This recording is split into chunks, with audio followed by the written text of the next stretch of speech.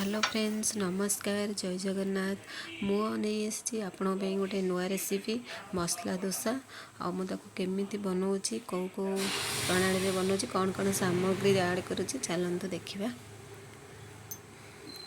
देखो मुझे किसी आलू चकटिक रखी तापर मुझे पिज काटिक नहीं कि लंका काटिक नहीं कि धनिया पत्र काटिक नहीं जापर ये गोटे कढ़ई मुझे बसई देसी गैस किसी ऑयल 2-3 स्पून ऑयल दे देती गरम कर छाड़ी फटण देदेली जो लंका काटिक रखी सहीटा भी ऐड करदेली टे फ्राए कली फ्राए कलापर भूसुंग पत्र रखी से भूसुंग पत्र किसी पकई जो काटिक चुन चुना करके रखी पिज से देदेली टे समय फ्राए करवा ब्राउन कलर आसला मुझे फ्राए कलापर सब मैंने गुंड मसला सब चिली पाउडर हल्दी पाउडर आ जीरा पाउडर धनिया पाउडर सब मुझे ऐड कली ऐड कलापर टिके मसला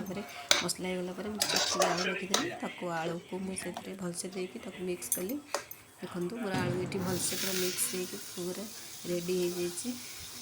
पूरा तापर मुझे गोटे तावा बसई देकी गरम करने छाड़ी देती तापर मुझे किसी पानी देकी पकईकी पोछीदी गोटे कपड़े तापर मुझे गोटे जो बड़ स्पून टा चामच पूरा चामच आण देकी पूरा मो तावा जी बड़ अनुसार गोल से अनुसार बड़ गोल करदेली तापर मैंने ब्राउन कलर हो आसला बेलू मुझे ऑयल दे देकी मसला दे देकी देखु मुझे पूरा फोल्डिंग कर देची मोर रेडी हो गला मसला डोसा देखो ये पूरा रेडी चटनी सहित रही थैंक यू फॉर वाचिंग।